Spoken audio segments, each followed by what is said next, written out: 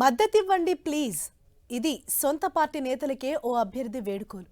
అదేంటి, ఓటర్లను వేడుకోవాల్సిన వ్యక్తి పార్టీ నేతలను అడగడమేంటి అనుకుంటున్నారా?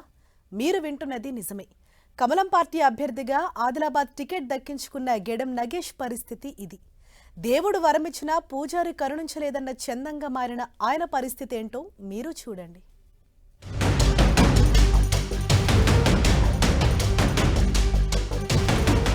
గత ఎన్నికల్లో ఆదిలాబాద్ ఎంపీ స్థానం నుంచి పోటీ చేసేందుకు ఎవ్వరూ ముందుకు రాలేదు. కానీ ఈసారి అసెంబ్లీ ఎన్నికల్లో లోక్సభ పరిధిలోని 4 సీట్లను కైవసం చేసుకుంది బీజేపీ. దీంతో సిట్టింగ్ ఎంపీ సోయం బాపురావుతో పాటు ఈ సీటు దక్కించుకునేందుకు సీనియర్ లీడర్లు పోటీ పడ్డారు. కానీ వాళ్ల ఆశలపై నీళ్లు చల్లింది బీజేపీ అధిష్టానం. గులాబీ నేత గెడం నగేష్ కు కండువా కప్పి ఎంపీ టికెట్ ఇచ్చింది. అయితే టికెట్ దక్కించుకున్నంత ఈజీగా లేదు నగేష్ కు. లోకల్ లీడర్స్ నుంచి ఆయనకు ప్రతికూలత ఎదురవుతోంది. దీంతో ఎన్నికల సమయానికి పరిస్థితి ఏంటని డైలమాలో పడ్డారు నగేష్.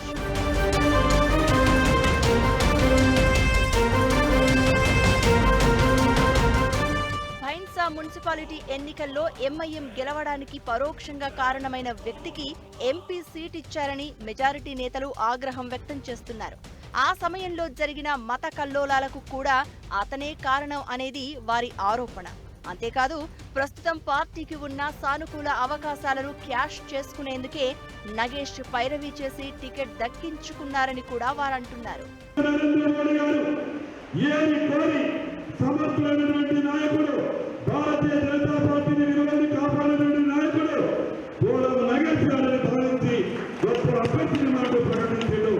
ఈ సందర్భంగా కార్యకర్తలందరికీ విజ్ఞప్తి చేస్తా ఉన్నాను. గోడమ నగేష్ గారు విలువలతో కూడినటువంటి రాజకీయాలు వేసినటువంటి వ్యక్తి.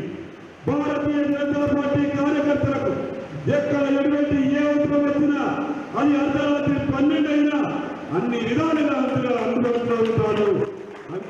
టికెట్ దక్కించుకున్న తర్వాత ఆదిలాబాద్ లో జరిగిన నగేష్ సన్మాన సభకు సైతం పార్టీ ముఖ్య నేతలు, కార్యకర్తలు ఎవ్వరూ హాజరు కాలేదు.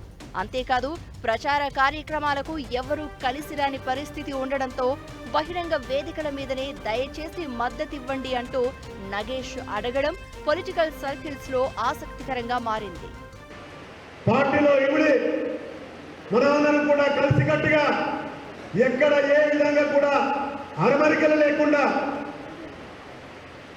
పనిచేసే కార్యక్రమం చేద్దామని చెప్పేసి ఎవరికి కూడా సందేహాలతో నిస్సందేహంగా మీ విషయాలని ప్రస్తుతం చేయండి నా దగ్గర. నగేష్ ప్రచారం ఇలా కొనసాగుతూ ఉండగానే మరోవైపు అసంతృప్తులు మరో యాక్షన్ ప్లాన్ తో పొలిటికల్ గ్రౌండ్ లోకి దిగిపోయారు. మోదీ ఫోటోతో రెబల్ గా బరిలోకి దిగేందుకు ప్లాన్ చేసుకుంటున్నారు. అభ్యర్థిని మార్చి పార్టీని నిలబెట్టిన వారికి పట్టం కట్టకపోతే ఆదిలాబాద్ స్థానంలో నష్టం తప్పదని కూడా వారు పార్టీ అధిష్టానాన్ని హెచ్చరిస్తున్నారు.